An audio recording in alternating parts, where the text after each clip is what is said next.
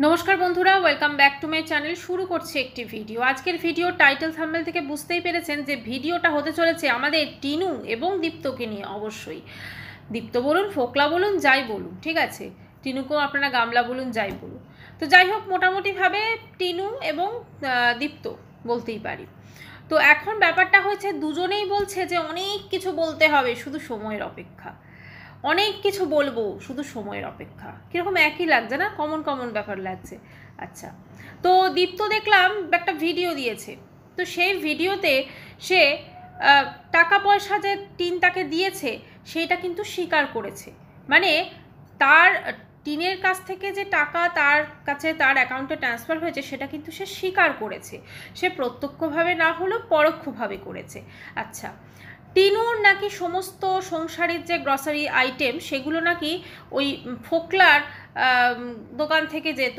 তো সেই জন্য টিনু নাকি ভালোবেসে, ফোকলা বলেছিল যে আমারও যা তোমারও তাই। হ্যাঁ, তো সেই জন্য টিনু নাকি ভালোবেসে ফোকলাকে একটা অ্যামাউন্ট দিত, সেটা ফোকলার কথা অনুযায়ী।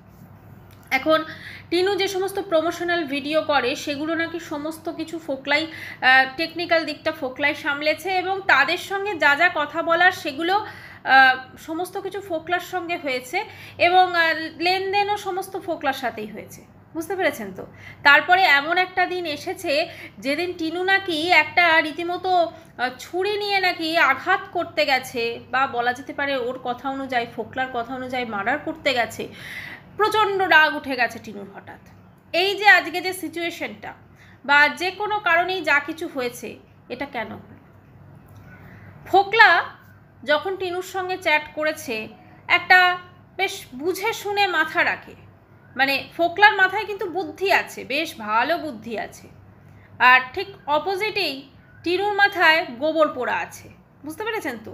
ওর মাথায় যদি প্রপার বুদ্ধিটি থাকতো তাহলে কিন্তু ও কোনোদিনও নিজের সংসার ছেড়ে, নিজের সন্তান ছেড়ে এরকম একটা ফোকলার মতো অমানুষের জন্য নিজের জীবনটা বরবাদ করে দিত না। কিন্তু ও সেটা করেছে। যাই হোক, এখন ফোকলা দেখেছে বেশ এরকম একজন, যদি আমি মানে বলা যেতে পারে যেটা ফোনদীপও বলেছিল, 1 লাখ 2 লাখ বেশ ভালোই চলে আসবে, মানে আমার অ্যাকাউন্টে টাকা ঢুকে যাবে, এরকম একটা ক্যারেক্টার হলে ঠিক আছে। ফোকলা তো সব কিছুই মোটামুটি বিশাল বড় কথাবার্তা, বিশাল বিশাল জ্ঞানের কথা। তো এত যখন জ্ঞানের কথা, ও বলছে এরকম জায়গায় চাকরি করতো, অমুক জায়গায় চাকরি করতো, তাহলে কেন একজন এরকম হাউসওয়াইফের পিছনে পড়ে আছে যে তার স্বামীকে, সন্তানকে ছেড়ে তার সাথে পরকীয়া করেছে? আচ্ছা, কথা হচ্ছে যে টিনু যে খুব একটা ভালো মেয়ে নয় সেটা তো আমরা এখন সবাই মোটামুটি বুঝতেই পেরে গেছি। না তো চরিত্রের দিক থেকেও ভালো, না অন্যান্য দিক থেকে ভালো।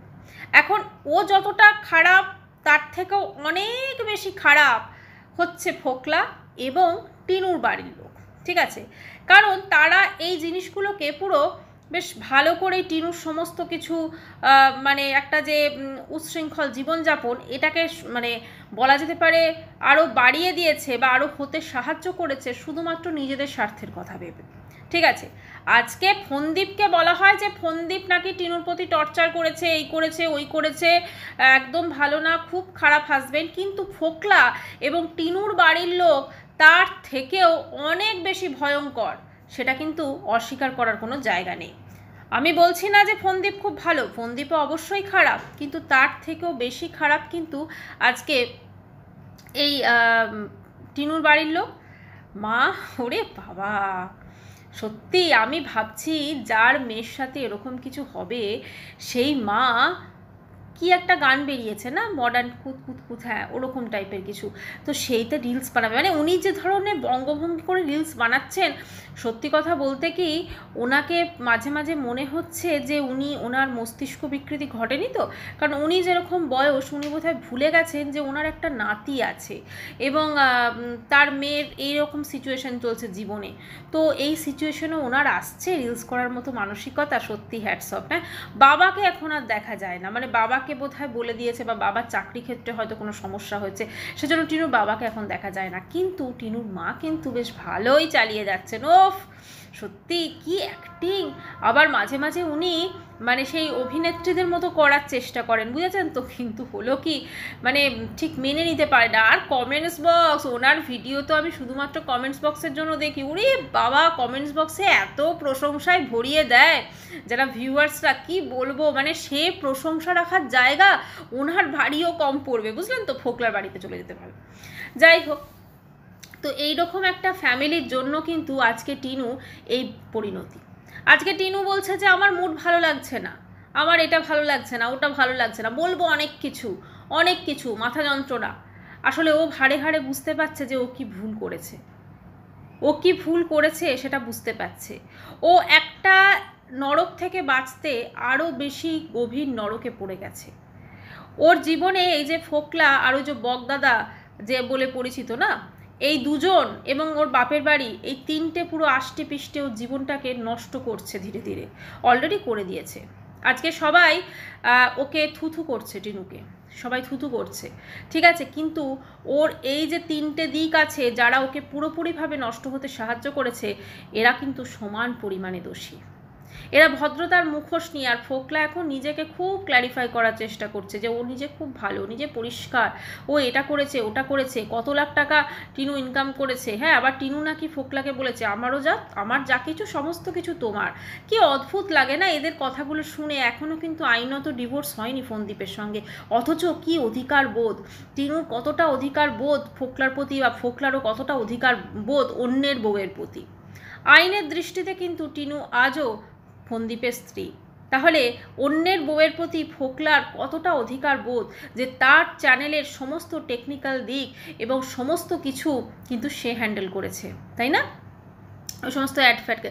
আচ্ছা, আরেকটা জিনিস, ওই ভিডিওটাতে কিন্তু এইটাও প্রমাণ হয়ে গেল, ফোকলা যে ভিডিওটা দিয়েছে দুদিন আগে, সেটাতে কিন্তু এটাও প্রমাণ হয়ে গেল যে রাখির চ্যানেলে যে স্ট্রাইকগুলো পড়েছিল সেটা কিন্তু ফোকলাই দিয়েছিল। ফোকলা বলল যে এখনও নাকি তার কাছে বেশ কিছু মেল আসছে যেগুলো টিনুর ওই সমস্ত কিছু মানে অ্যাডের জন্য, ঠিক আছে। তো তাহলে যদি সেটা হয় তার মানে তো এই যে রাখির চ্যানেলে যে স্ট্রাইকটা পড়লো সেটাও কি ফোকলা দিয়েছিল, নাকি দুজনে মিলে আছে এগুলো পুরো নাটক করছে? হতেই পারে, কারণ দুজনের এই যে অনেক কিছু বলার আছে, সব সময় আসছে বলবো, অনেক কিছু করার আছে, সব সময় আসছে বলবো। তো এই যে বলা বলির যে জিনিসগুলো চলছে, তো এইগুলো তো মানে একই হয়ে যাচ্ছে মোটামুটি, নাকি এদের বাজার দরটা কমে যাচ্ছিল, মানুষজন দেখছিল না, সেই জন্য শুরু হয়েছে নতুন নাটক। সেই জন্য ওই টিনুর মাকে মানুষজন গালাগাল মারার পরও তার রিলস বানানো বন্ধ হচ্ছে না। উফ, সে তো বললামই আগে আপনাদের। যাই হোক, এখন টিনু মোটামুটি তার বাপের বাড়ি ফেরত যাচ্ছে, আর বাপের বাড়িতে টিনুর জামাই আদর এখন বেড়েই চলেছে। কারণ টাকার গাছ, পয়সার গাছ আসছে, তাকে এখন ভালো মন্দ রান্না করে খাওয়ানো, তাকে দোয়াজ করা, এগুলো তো অবশ্যই চলবে।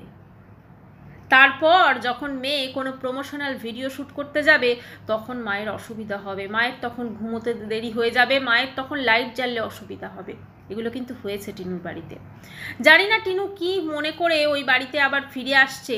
একটা 8,000 টাকা ফ্ল্যাটে ও থাকতে পারছে না, ঠিক আছে, এর থেকে কম টাকার কোনো একটি বাড়িতে কিন্তু ভাড়া নিয়ে থাকতেই পারতো, বা কোনো লেডিস হোস্টেলেও থাকতে পারতো। কিন্তু টিনুর বাপের বাড়ি টিনুর জন্য যে খুব একটা সেফ নয়, সেটা টিনুও কিন্তু ভালো, আমি সেফ অন্য সেন্সে বলছি না, কিন্তু টিনু যদি তার বাপের বাড়িতে যায়, টিনু কিন্তু আবার আষ্টে পিষ্টে লুটে পুটে একদম সবাই ওকে শেষ করে দেবে। আজকে ওর যেভাবে তোয়াজ হচ্ছে, দাদাভাই এই নিয়ে এলো, দাদাভাই এইটা নিয়ে এলো, পয়সাটা কিন্তু টিনুই দিয়েছে। দাদাভাই টোটো করে ঘুরতে নিয়ে যাচ্ছে, ঠিক আছে। সত্যি এরকম ফ্যামিলি কিন্তু খুব একটা দেখা যায় না। একটা মেয়ের সংসার শেষ করে তার মা রিলসের সঙ্গে নাচছে, ভাবা যায়? এটা কি সত্যি ভাবা যায়? আপনারা কোনোদিন ভেবেছেন, কোনোদিন দেখেছেন? কিন্তু হ্যাঁ, এই টিনুর বাড়িতে কিন্তু এটা হয়ে থাকে। আচ্ছা, ফোকলা কিন্তু ভিডিওটি করেছে, মুখ দেখায়নি ফোকলা মুখ দেখাতে পারছে না। ফোকলা বলছে টিনু আমার জীবন বরবাদ করেছে, যদিও ফোকলার আগে 2বার না 1বার বিয়ে হয়েছিল, সেই স্ত্রী তাকে ছেড়ে চলে গেছে। আচ্ছা, এই যে টিনুর সঙ্গে ফোকলার বিচ্ছেদের মেন কারণটা কি? এই বিচ্ছেদের মেন কারণটা হচ্ছে টিনু তার বাপের বাড়িতে যে টাকা পয়সা দিত সেটা ফোকলার পছন্দ না। ওই যে বললাম, অধিকার বোধ। ভীষণ অধিকার বোধ, বুঝলেন তো? মানে পয়সাটা টিনুর, কিন্তু টিনু তার বাপের বাড়িতে দিতে পারবে না, কারণ ফোকলা জিনিসটা ঠিকই, মানে ফোকলা সমস্ত কিছু হ্যান্ডেল করছে। তো টিনু, আমার যেটা মনে হচ্ছে, বুঝে গেছিলো যে ফোকলা ওর পয়সা বেশ ভালোই লুটছে, সেই জন্য টিনু ফোকলার থেকে সম্পর্ক থেকে বেরোতে চেয়েছিল, কিন্তু ফোকলা সেটা রাজি হয়নি, এবং তারপরে নানা রকম ব্ল্যাকমেলিং হয়েছে, সমস্ত কিছু হয়েছে, যেটা আজও চলছে। এখন টিনুকে যেটা আমার মনে হচ্ছে, ফোকলা যদি একটা ভিডিওর মাধ্যমে এরকমভাবে ধমকি দিতে পারে, তাহলে বাস্তব লাইফে বা প্র্যাকটিক্যাল লাইফে কিন্তু আমার মনে হয় আরও বেশি ধমকি হয়তো ওকে দিচ্ছে, বা ওকে হয়তো ব্ল্যাকমেল করছে, হতেই পারে। এখন টিনু যে গর্তে পড়ে গেছে, এই গর্তে থেকে ওর ওঠা, সত্যি কথা এখন কোনো রাস্তা আমরা কেউই দেখতে পাচ্ছি না।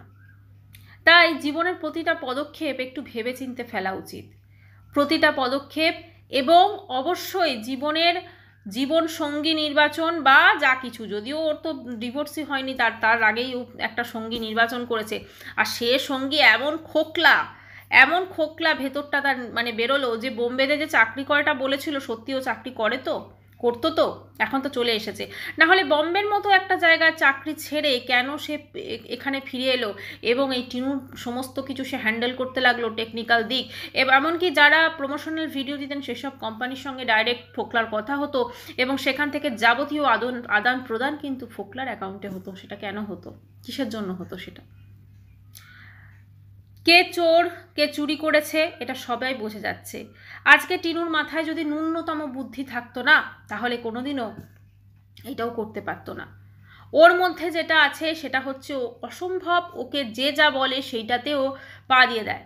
এবং আজকে যে ও ফন্দীপকে ছেড়ে এসেছে, এবং ফন্দীপ এবং তার ফ্যামিলির ওপর যে একটা ফলস কেসই বলা যায় ওটা দিয়ে দিয়েছে, ঠিক আছে, এবং এই সব কিছু দিয়ে নিজের বাচ্চাটাকেও নিজের কাছে আনার চেষ্টা করেনি, এইটার জন্য, এবং তার নিজের লাইফে যা যা ঘটছে সেটা তো আমরা সবাই দেখতে পাচ্ছি।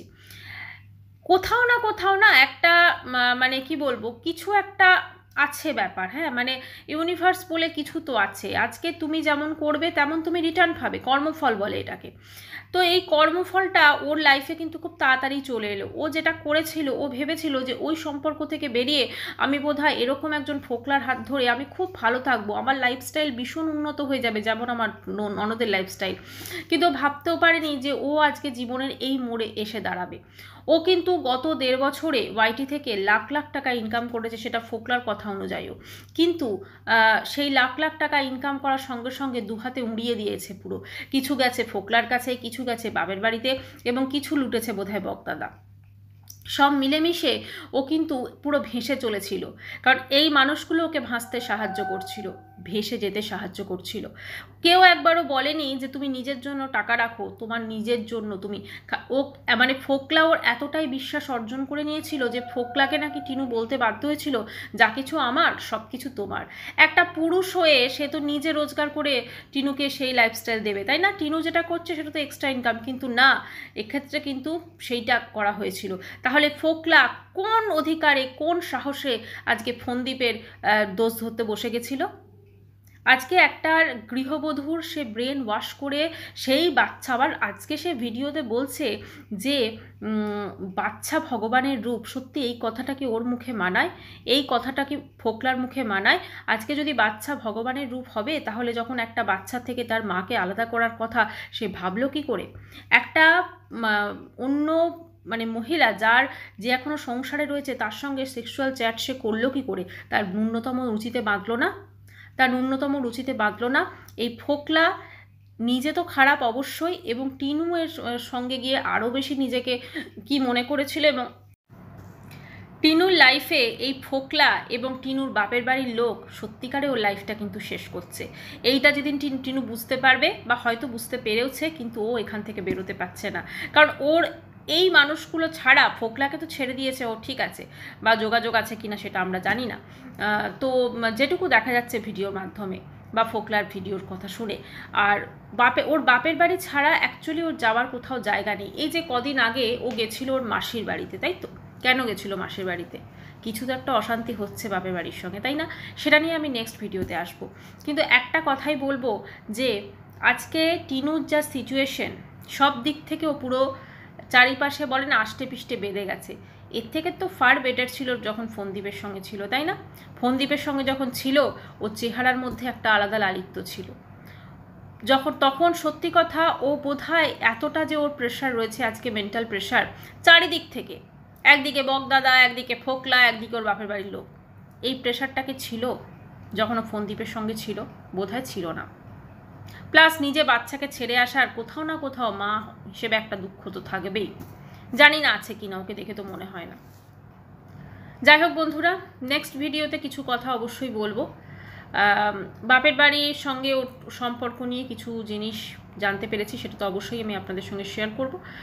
আর আজকের ভিডিওটা এখানেই শেষ করছি। চ্যানেলটি ভালো লাগলে অবশ্যই করে সাবস্ক্রাইব করানো হলো। বাই, সবাই খুব ভালো থাকবেন।